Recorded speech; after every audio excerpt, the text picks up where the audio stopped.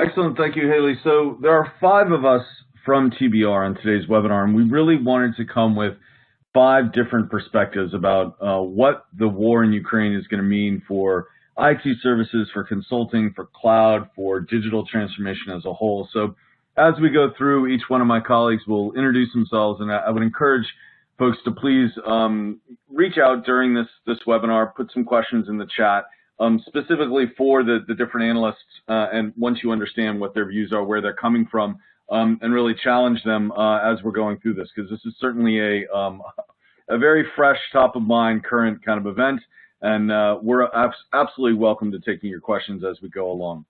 So sometimes you tune into these webinars and you want to know, okay, what am I actually going to get out of it? Here are the three things to really understand that are most critical, and we're going to dive into each one of these in a lot of depth. We're going to set it up with sort of two basic scenarios for the Ukraine war, sort of a short-term scenario and a long-term scenario.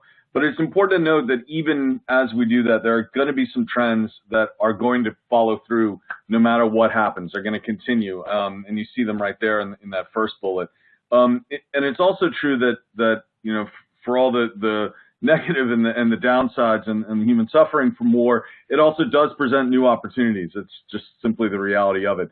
So we're going to talk a little bit about that, what those opportunities are, and we're going to talk about which of the companies that we cover are sort of best positioned to benefit from the chaos that's been created. And then the last point is to connect it all together. It's that thread that'll pull through a lot of our research, a lot of our analysis, a lot of what you can hear today, and that's around digital transformation and how much digital transformation was already changing before the war, and what kind of changes and what kind of things we're going to see develop as this goes on. So specifically, this is what we're going to cover today. We're gonna have I'm gonna sort of set the stage and talk about some of the immediate things that are happening and walk through those two scenarios I mentioned. And then we're going to talk about localization, globalization, and robotization. That'll be Boz talking about where the bodies are going to be going and what the impacts on the global delivery models will be in a post-Ukraine war world. Katie and Megan will both talk about, and Jeff will all talk about cloud and data and privacy, and a lot of the different trends that we're seeing specifically in the technology sector because of this war. And then lastly, we're going to kind of do a little bit of a roundtable with all of us to talk about where we are now and where we're going to be in 5 years. So let me just sort of set the stage here, what we're all kind of looking at, get us all on the same page, because as I mentioned, so much happening. It's all in the news right now. There have been a lot of immediate, surprisingly fast reactions to the war. There's actually a New York Times story today that we were all sharing around about Russian technology talent that has fled the country. And we're going to go into more detail, Boz will, on the talent side of things. And we have seen an amazingly fast reaction by a lot of companies in their ability to pull people out or to begin to comply with sanctions, to adjust their supply chains, to react to the new cybersecurity threats. All of that happened very, very quickly. And one thing that I think is really important to understand is on the right side of this slide, and that's that all those things that happen quickly can easily be flipped back in the other direction. So just to take one sort of off-the-cuff example, companies that pulled out of Russia, that either pulled their people out or severed ties with their member firm or their part of their organization that are in Russia, could certainly turn that spigot right back on, provided things wrap up quickly. And again, I'll get to that in just a moment. But I think it's important to understand that the surprisingness with which things changed in late February is also a sort of an indication of how much things could go back in the other direction. So again, the big if on that is, if it's a short war, if it changes quickly. And so over the remainder of 2022, how the war in Ukraine will change sort of IT services and consulting and cloud and digital transformation is really going to depend on basically three factors. The length and resolution, or lack thereof, of the conflict, the macroeconomic fallout, so the conflict itself and the length of it, the fallout that comes for the economy of Europe in particular as a whole. And then because at TBR we tend to look at, we start looking at the market by looking at individual vendors. It really is going to come down to each individual vendor in the IT services, cloud, consulting, digital transformation space, and their willingness to take risks with talent, to take on new acquisitions, to take on new clients. So the first two factors, the length of the war and the macroeconomic fallout, those necessarily have a huge influence on each other. A hot war that's sustained throughout 2022, that would be the image on the right, that will severely cut into and curtail broader European growth, would likely keep inflation high. We'd see a spending shift by governments and commercial clients. Cybersecurity and supply chain opportunities would continue to flourish, of course, but overall, there would probably be reduced spending and economic activity that would slow or even reverse growth for a lot of the vendors that we cover, at least in Europe. So on the other side, a ceasefire or a stalemate, even with a sort of low intensity insurgency in eastern Ukraine, coupled with the beginning of rebuilding in western Ukraine, this is the image on the left, and that competence, that's an overused and much reviled phrase in diplomatic circles, but I couldn't resist putting it there.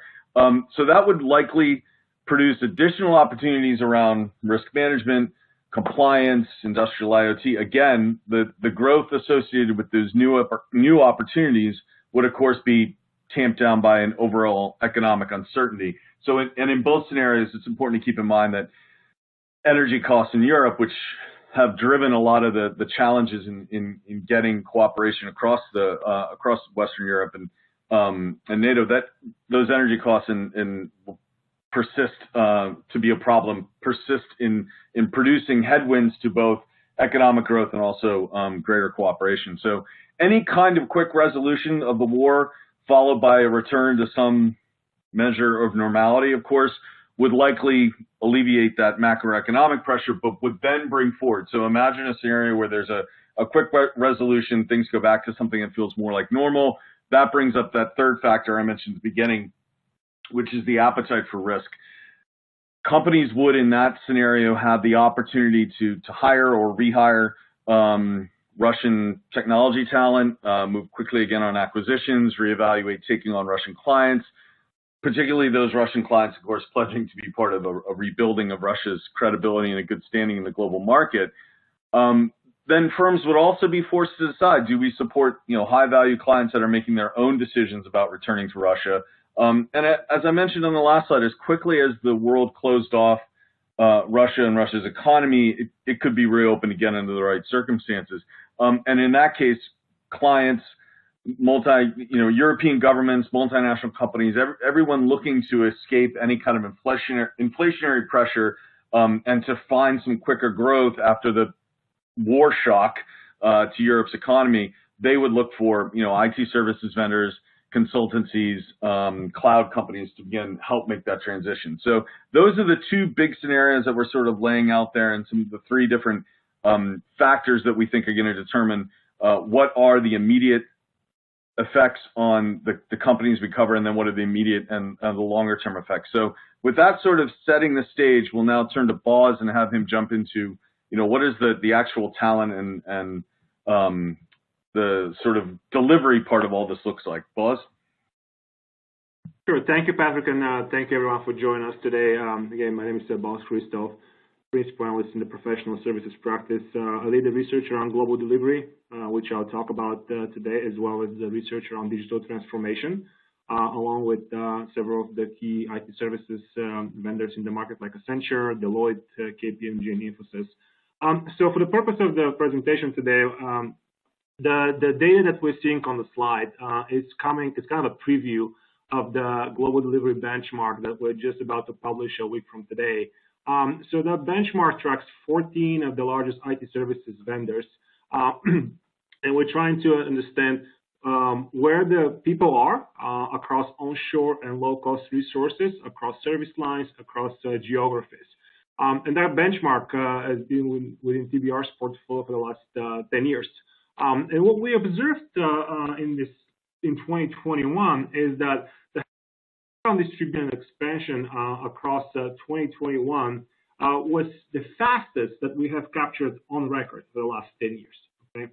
So from 2011 to 2021, there was about a net of 1.7 million people added to those 14 IT services vendors.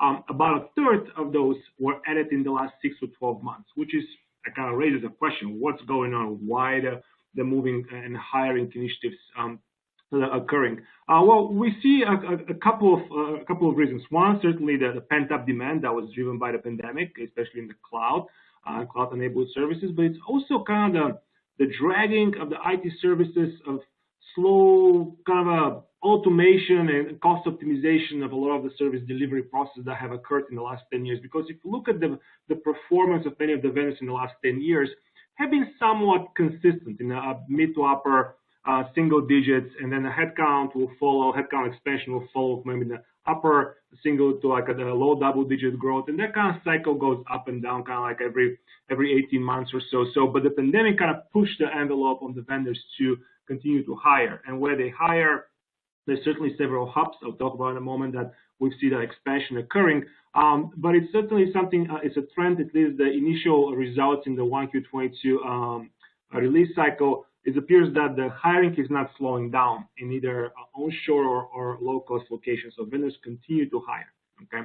So what does that mean when you're thinking about Ukraine and the war in Ukraine, what's happening in Eastern Europe at the moment? Most of the vendors that are covered in the benchmark had little to no exposure in Ukraine. We know DXC and Accenture seems to have the largest exposure in Russia from the vendors that we cover in the benchmark, but they have either exiting or about to already done it when it comes to the Russian operations. As Patrick pointed earlier, as fast as they exit, they can go back and reestablish those connections if and when opportunity arises.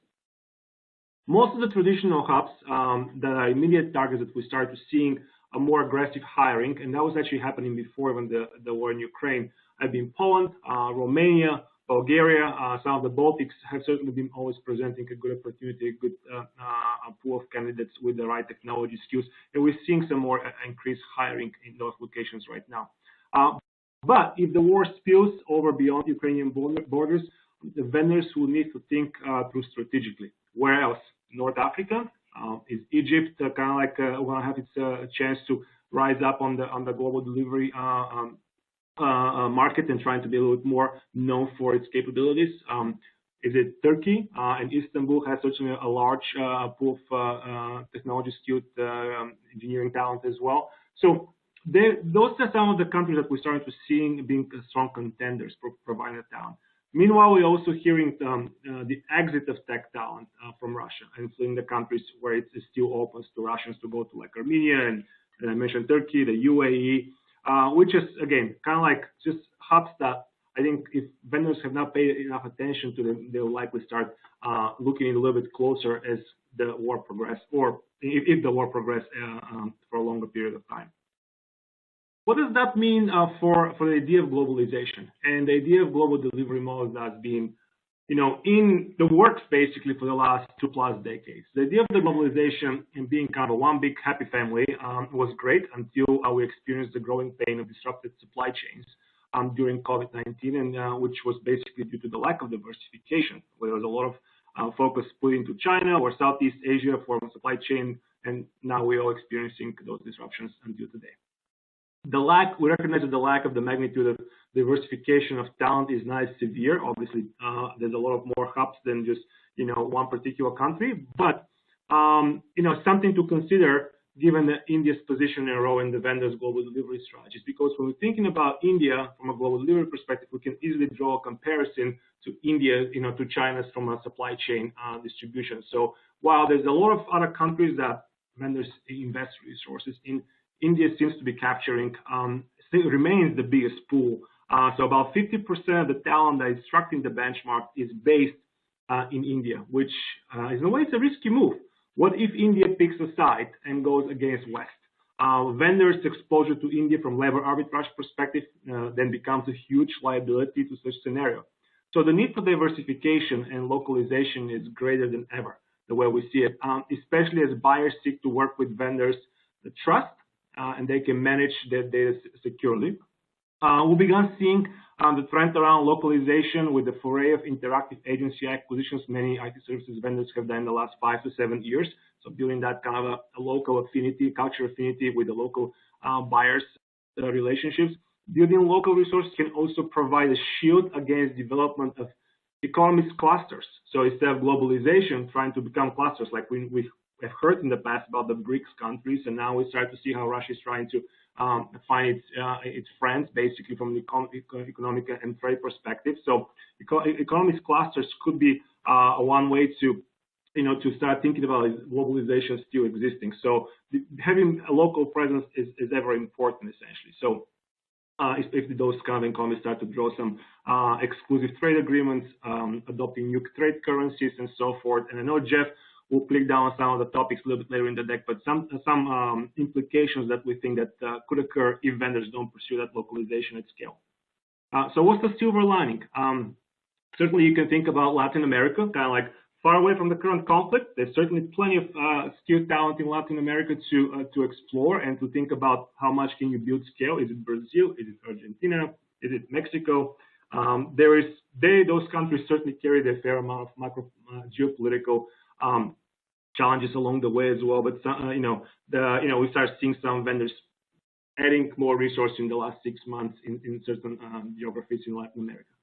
But what we think that the real silver lining is that we believe that just the way the vendors pivoted to remote work when COVID first emerged, and that was the kind of the panacea that helped many to execute on their business continuity plans. Automation actually provides the technology to better localization and offset potential disruption of developing clusters rather than globally aligned economies. Managing just enough talent in onshore or nearshore locations to develop and oversee the automation might be just enough, especially if India, for example, picks a side against Western counterparts. We know currently automation is table stakes, and it's helping vendors to offset on average 1 to 3% of FTEs equivalent at the global level, and these numbers can go up as high as 25% certain service lines like BPO. So the use cases are there, the technology is there, so it's a matter of scaling it up. So I think this is kind of like, if you have to think about it and draw some comparison to COVID, we think automation might be the way to provide a better shield against potential for disruption if those economies clusters develop, and if we think about where and talent is based and how talent is being used and the type of skills that are required. So with that, we'll turn it over to Katie to go further into the cloud discussion. Great, thanks, Boz, and hi everyone. Thank you for joining. I'm Katie. I'm a senior analyst on TBR's cloud practice, and obviously our overall theme on this is digital transformation and cloud playing a huge role in that shift. And from our view, this war is another example of really how economic crisis serves as a boon for cloud adoption. And just thinking back to the 2008-2009 recession, provided cloud was still in its really early days and just starting to take off, but the value of ditching the CapEx model for OpEx was really valuable for customers. And of course, it still is today, but in the latest significant crisis, which is COVID, it's really taken that a step further, and customers are starting to look beyond just price, and it's more about, increasing time to market with agility and resilience and uptime and all these other benefits that a cloud environment can provide. And that's been a huge result from the pandemic. And in our conversations with customers, the migration project timelines are moving up, and they're prioritizing this need to consolidate the data center footprint. And this could take place in a bunch of different forms. It could be pure cloud adoption. It could be buying a hyper-converged solution to kind of replace legacy hardware, but a lot of it will be lift and shift activity to the cloud. So in that sense, we're seeing the market benefit from COVID's disruption.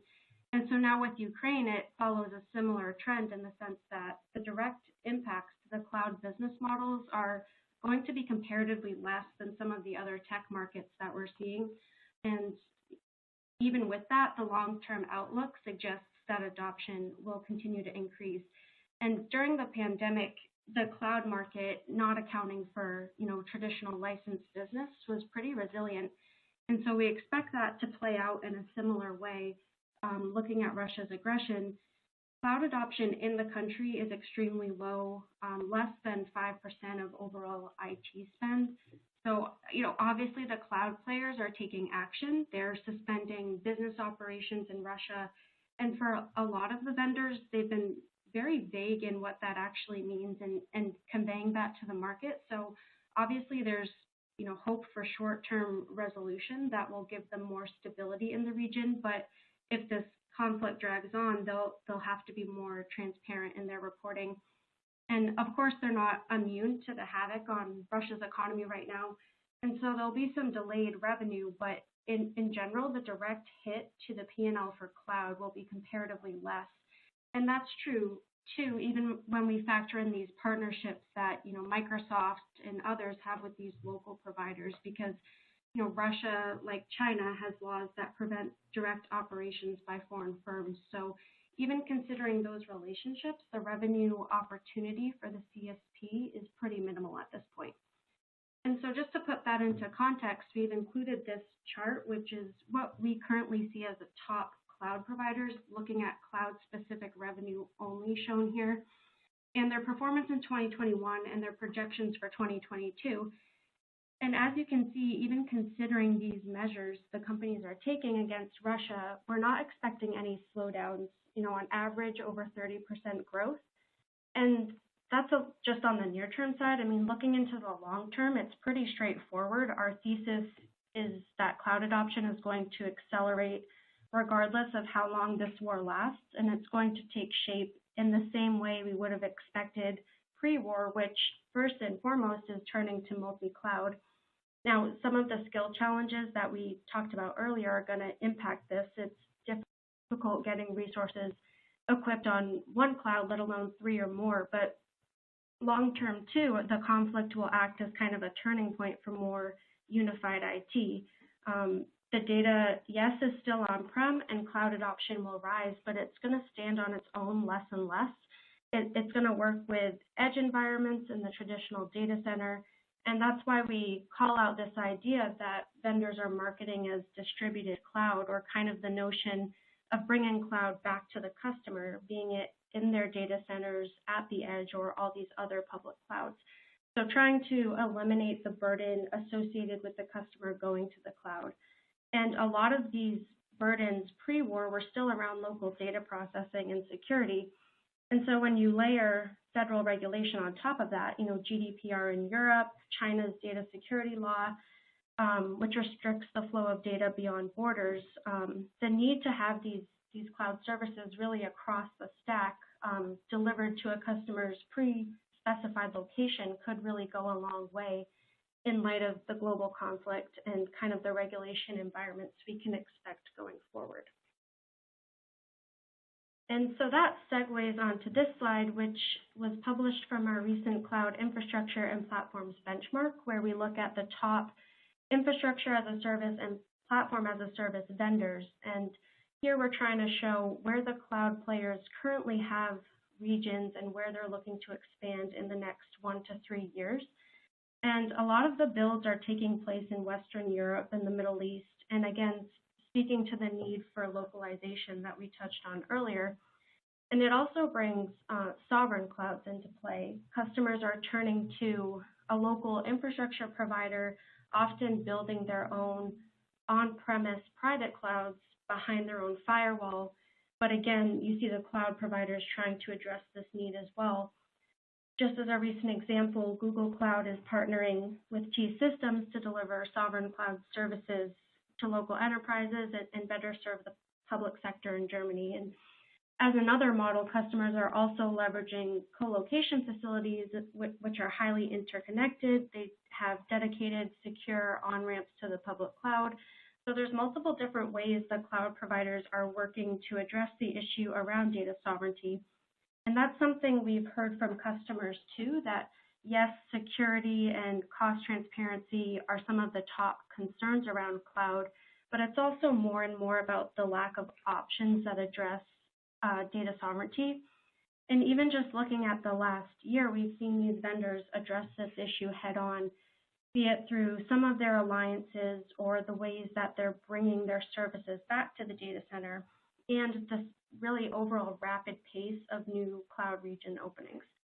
So I think this conflict in Europe kind of follows in the footsteps of what COVID taught us, and it's another reaffirmation that this is not only what customers want from a flexibility standpoint, but what they need in the sense of federal mandate, and it'll be a good indication of where enterprise buying behavior is going.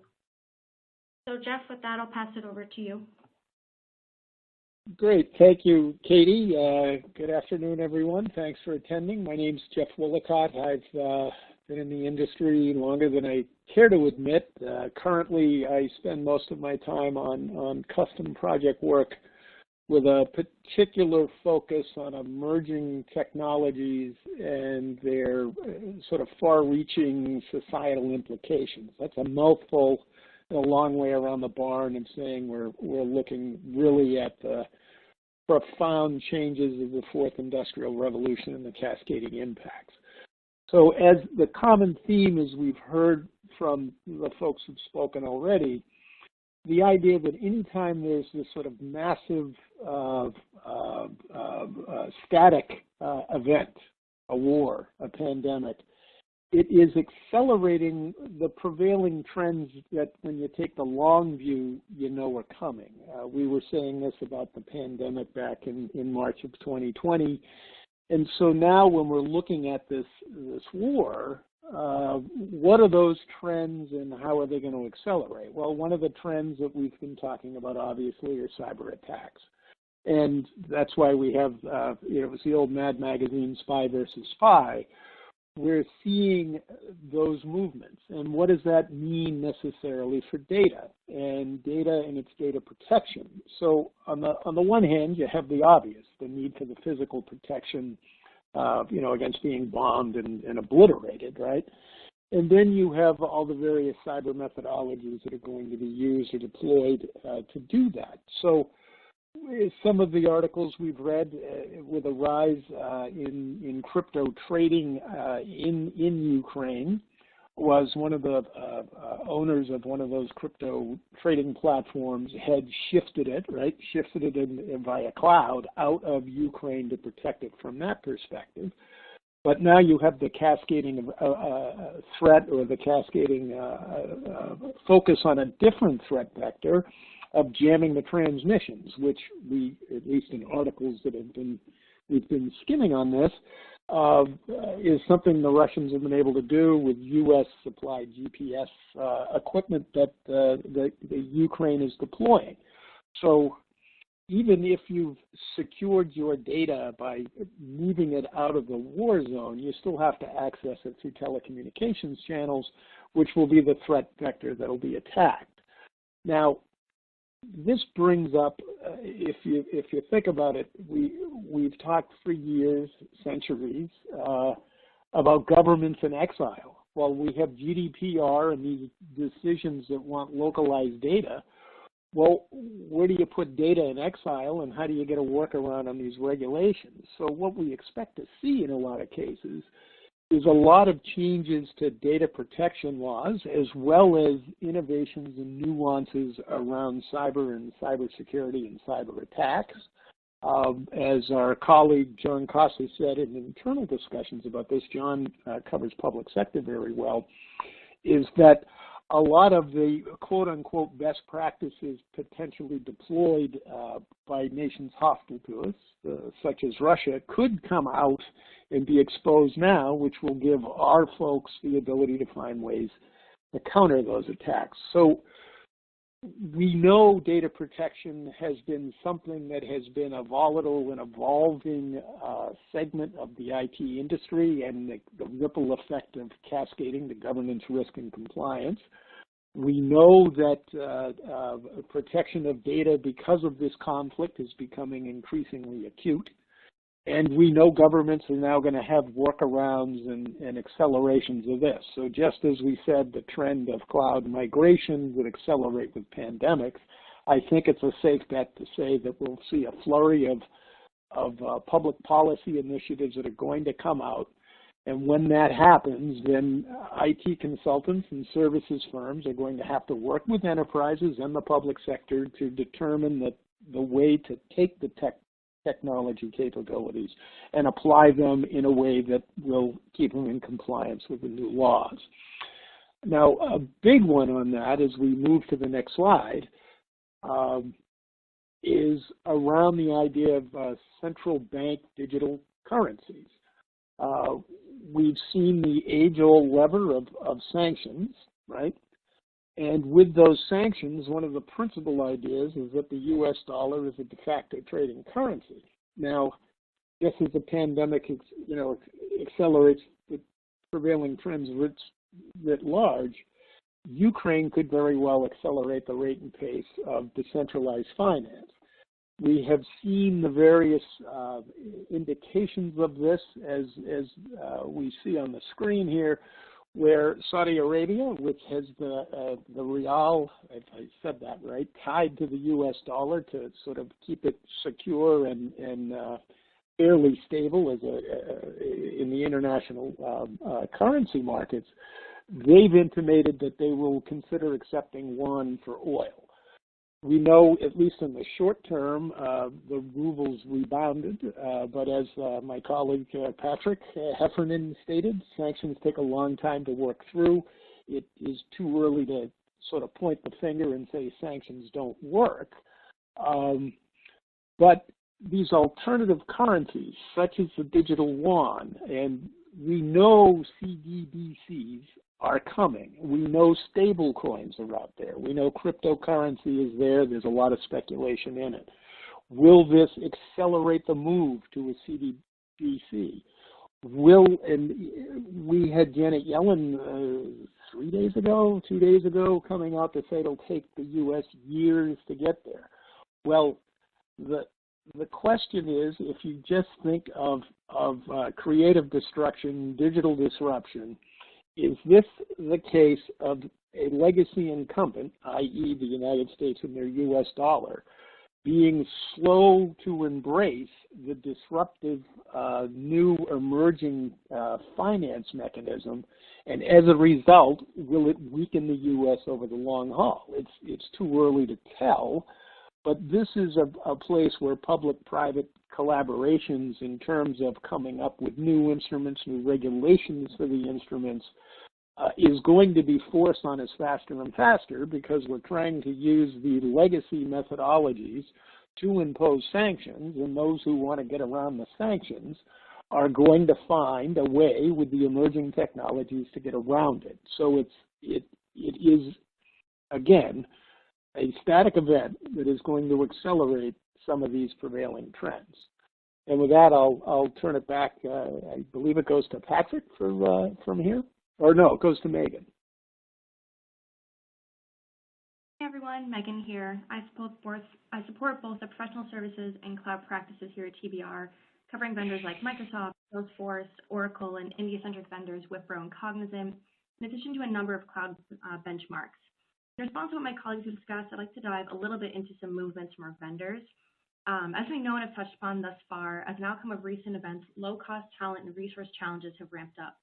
Not only are individuals displaced from the conflict, but many companies across the globe have lost headcount as Ukraine citizens leave to join the war. Similar to Cognizant, who recently partnered with Global Giving to head donations for impacted communities, SAP announced an initiative to connect Ukraine refugees with job opportunities at alternative SAP locations across Europe.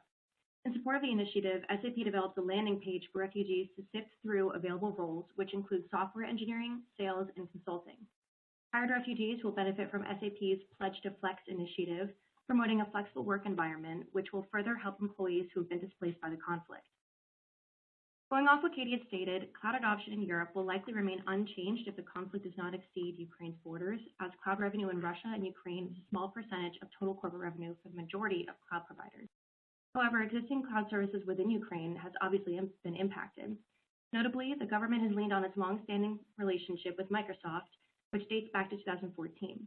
In 2020, Microsoft discussed plans to invest up to $500 million and develop 2 new data centers to further accelerate cloud services in the local market. Leading up to and amid the conflict with Russia, Microsoft has shifted its priorities from cloud migration to security to predict cyber threats and defend Ukraine in the event of an attack. This reprioritization has also impacted Microsoft's productivity and innovation as its data center plans have been placed on the back burner. We can expect this to be a concern for any vendors who possess or are looking to possess assets and investments in both Ukraine and Russia. Professional service vendor Infosys has also reprioritized in its own way following Russia's movements, stating it will remove its business from the country and disperse its operations and hiring efforts to other areas in Europe where demand is strong, like in Romania and Poland, where Infosys provides services to clients through delivery centers. Considering Infosys employs less than 100 people or so in the country, the impact on removing its operations from Russia will be minimal. This could become a trend among professional service providers as they try to stabilize internal threats amid volatile conditions and look for opportunities outside of the conflict zone. Further, professional service providers could see value in bolstering their partner network, particularly with hyperscalers, whose expertise lie in areas of high demand, such as cloud-native capabilities and security. The outcome of such a network could be a parallel to how NATO functions, promoting safety and security through a unified front. Security risks are perhaps the main concern for organizations and companies around the world as Russian operatives consider extreme cyber force against Ukraine. Microsoft and many vendors are experiencing firsthand the accelerated demand for strengthened data protection, as we see from the consideration of multiple cloud providers for the U.S. Department of Defense's Joint Warfighting Cloud Capability Program. Such demand is prominent in high-risk industries like the public sector, financial services, and telecom. We believe that Atos is perhaps the most qualified to support the European market in this regard, as its technical skills and security services enable it to provide for the expected influx in local demand. Additionally, with nearly 50% of its headcount located across Europe, Middle East, and Africa, Atos has more regional resources to implement its offerings than its competitors. In support of this, the company's Factor of the Future project to invest approximately $67 million over the next 5 years will expand an existing plant in France and further support the vendor's cybersecurity and safety services. I think I'm going to be tossing it over to Patrick next.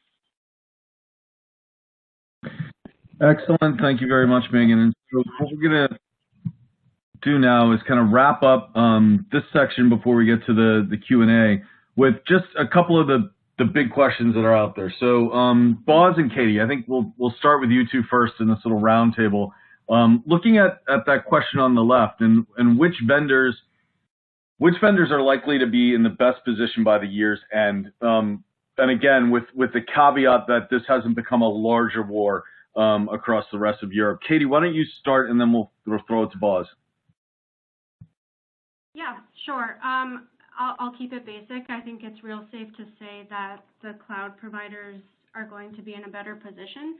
As we talked about, adoption isn't slowing, and in Europe, it's actually really strong. It's just typically more basic, like application level hosting. So there's really a huge opportunity, and vendors are going to take advantage of that. And edge computing, too, I think will be a big enabler to that, providing a way to bring cloud down to the local level. And we already see the big players doing this. They have the capability to do so and the resources to do so. So I think in light of the crisis, it fits a really present need for more flexible IT and localized services. And maybe just taking on the services side, just like Katie, there's a safe bet and there's also watch out bet, so to speak. Obviously, the safe bet is the IT services vendors. If you look at them, they all have, for the most part, performed really well in the last 12 to 18 months. In Europe specifically, it's been becoming a large driver of their revenue growth. Accenture has led the way. Indie-centric vendors have been really rapidly expanding their footprint and mind share and wallet share in Europe through mega deals, outsourcing deals, and they've kind of been really taking advantage of the warming up sentiment of the local European buyers specifically as a way to, demonstrate their, pricing strength as well as their technical capabilities. So the kind of cluster of IT services vendor we talk about overall, they have a fairly well-distributed global delivery footprint. Again, some of them have a little more heavier weight towards India, as they talked about earlier. Others are building up more local resources in Europe.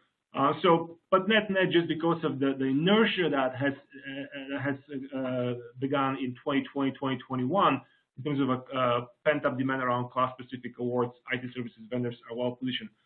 The watch-out bet, I would say, is the Big Four, and particularly PwC and EY. We know Deloitte has been doing that for a while as well, but those firms have made a living forever on a locally sourced services, right? And they have the local relationships, they have the local expertise, they have the local trust, and they are building heavily on their IT capabilities.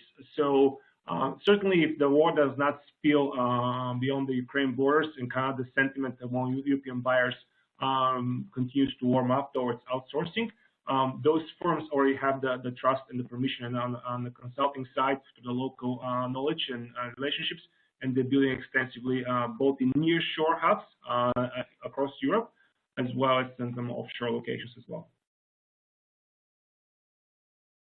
Thank you, Katie and Boz. I'm going to double down on the Big Four prediction and say that, and this echoes back to what Jeff was saying earlier, my sentiments around sanctions.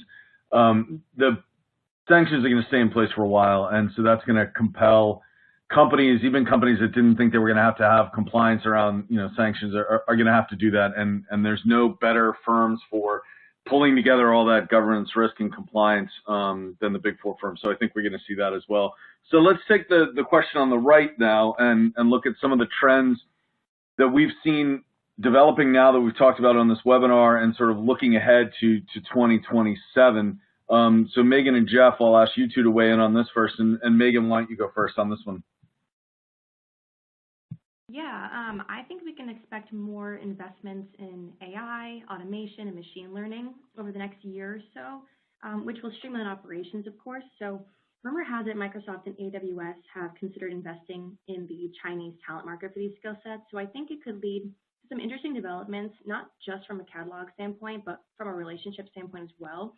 So if investing in local talent pays off down the line, there could be a shift between Chinese government and Western technology leaders who have battled with local regulations to invest in the country and deliver services to clients. Hi, I would take a look at two pieces. I'll call it digital news and digital money. Those are two that are rather inextricably linked. We've had lessons learned on the erosion in the trust of digital news. We're going to see, and we're now seeing more and more examples of that. There was something I was watching on the news last night that was a Russian piece to try to lay some atrocities at the hand of Ukraine as if it came out of the BBC or something. And so where it was able to be done inside sovereign borders for so many years, now that we are, we have this global instant communication, we're being more cognizant of it. And I think what that's going to trigger is a balkanization of the internet. We've been extolling the virtues of globalization, but now I think we're going to start hunkering down, and it could very well be almost like as you have to have your passport stamped for entry in and out of countries, is there going to be sort of this data protocol between nation states? And I think we're going to see more and more of this data privacy regulations and nation-state sort of sovereignty around it that's going to come to the fore. Similarly, we know DeFi is coming. We know blockchain is going to be adopted for smart contracts, for the cost takeout in the middle office, for the easy clearing of wholesale financial transactions. The CBDC could be great for the wholesale transactions, although there's the threat vector of those are large dollar volume transactions. So of course there's going to be a lot of black hats trying to aim at that transaction point to come after it, number one. Number two is on the retail side, totalitarian regimes can use it to have better control over their countries. So I think we're going to see the beginnings of firmer, more rigorous data controls that will be the precursor to a balkanized internet, for lack of a better word. And by 2027, we're really going to see it take shape. And the same thing goes with digital money, for lack of a better way to put it. Thanks, Jeff. And I wish now I had included a picture of the Balkans specifically somewhere in there. Brought it up a few times.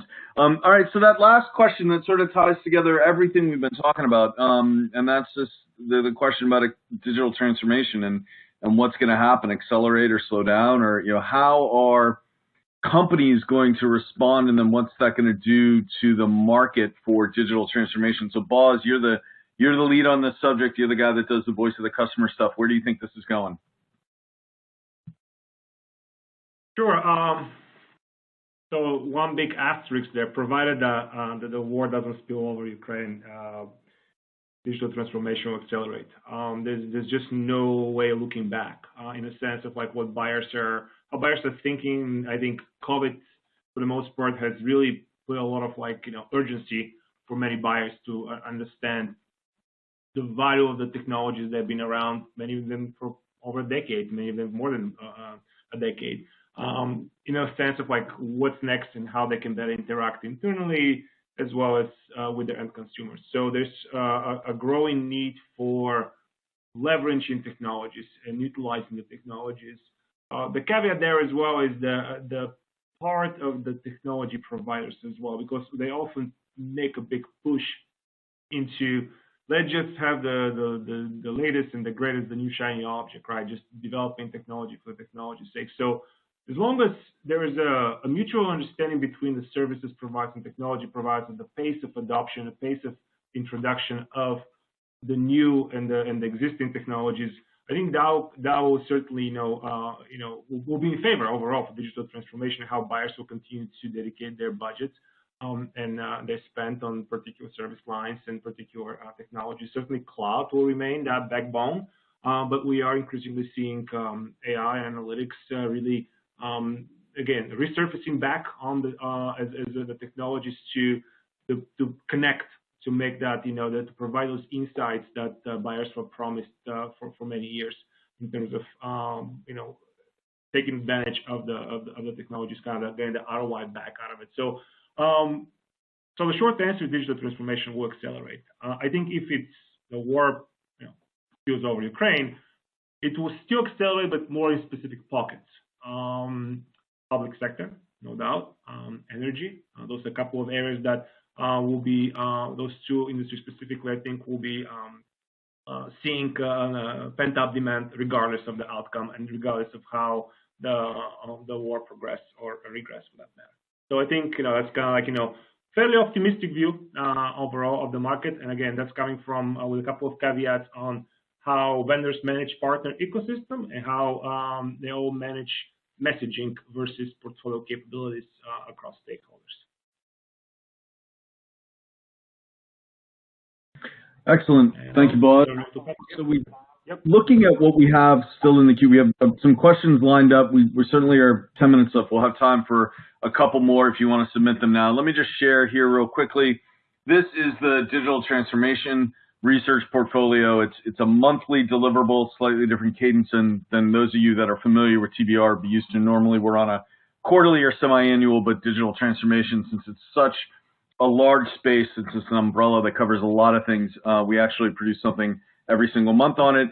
And then here's the IT services vendor coverage as well. And this is, again, gives you a feel for the companies that we're looking at all the time. Our coverage on that includes a benchmark that comes out every single quarter. So that's some of the research. And if you have questions about any of the other research that we have, please feel free to throw it up there into the chat, or you can reach out to us. You can see now our contact information. I want to start with some of these questions that Boz. The first one I think is going to be for you.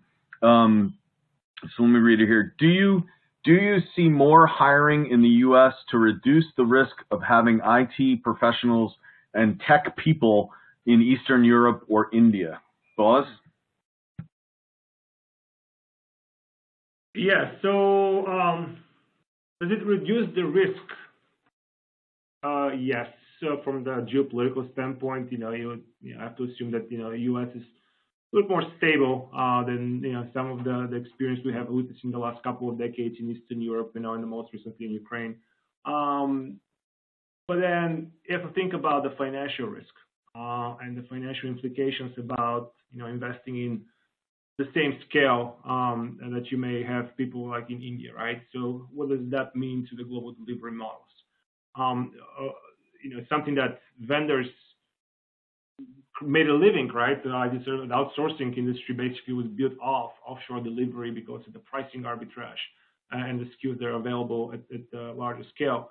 So from a geopolitical standpoint, yes, but from a financial standpoint, I don't think, just adding people in the U.S., what you might get more some headwinds from financial performance, especially as we're thinking about other trends, the Great Resignation, everybody talks about, right? And thinking about the bargaining power that employers have gained over the last 18 months when it comes to negotiating salaries, wage inflation, and so on and so forth. So, vendors have to start thinking about what's next on the global delivery model, right? And it's not just thinking about investing in local resources at the same scale, but what type of skills and how they compensate those resources.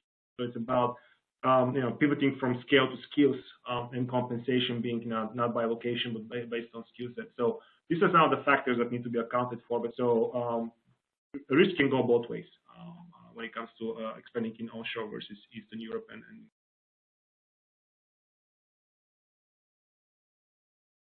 Yep, always a good reminder. The risk can always go both ways. Another question has come in. What about the long-term impact on supply chain? Will the changes in global networks and centers negatively impact flexibility and pricing environment? I'll start on this and then maybe throw to Jeff and then open it up to the three analysts I know that are in the room together. Let me just begin by tying it back to something Boz said about the opportunity for digital transformation, particularly in the energy sector. I think that's where we're going to see, just because of the enormous pressure being put on Western European in particular, but even U.S. Energy companies to be able to provide for cheaper energy alternatives in a much faster timeline than anticipated, is really going to be yanking that entire sector further into digital transformation a lot faster. So what does that mean about sort of the supply chain and the impact longer term on supply chain? Well, I mean, we've seen all the chaos. We've seen the challenges to supply chain that started pre-pandemic, really, but really accelerated during the pandemic. And then the war, of course, didn't make things any better. Everything I've listened to, read, analyzed, heard, talked about with respect to supply chain talks about it being a 3 or 4, even 5-year problem. So that's the horizon before this thing gets anywhere near back to where we were. And even where we were in 2018 and 2019 wasn't ideal. So there will be, I think, a lot of longer-term effects, particularly around where stuff gets sourced from. I think you'll see it's certainly going to be a change in the way that supply chains are managed. And this, I'll now pull the two threads together. The ability to reduce your carbon footprint, the ability to better optimize your energy costs, driven in part by the energy companies themselves and the energy providers themselves, the utilities providing better and cheaper options, is also going to coalesce with supply chain changes where you look for more locally sourced and more locally manufactured and delivered goods and services. So that's me bringing those two things together, which I think makes sense. Jeff, I'll throw it to you to see if you have either a different view or maybe some thoughts in particular on the pricing environment.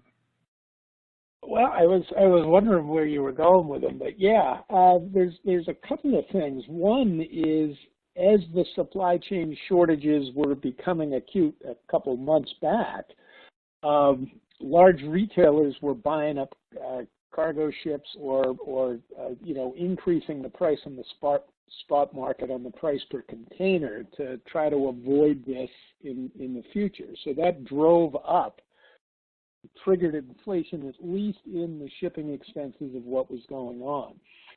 Also underpinning it a little bit is just the shortage of semiconductor capacity. There's also the big fear of what happens to TSMC if geopolitical conditions over there destabilize. That's a strategic source, and it's part of Pat Gelsinger's value proposition, at least to the U.S. government, about what Intel ought to be doing. So you've got, as digital transformation accelerates or digitization accelerates, our ability to produce is struggling to keep up, number one. Number two, you have the rising costs within the supply chain itself for the containerization of it.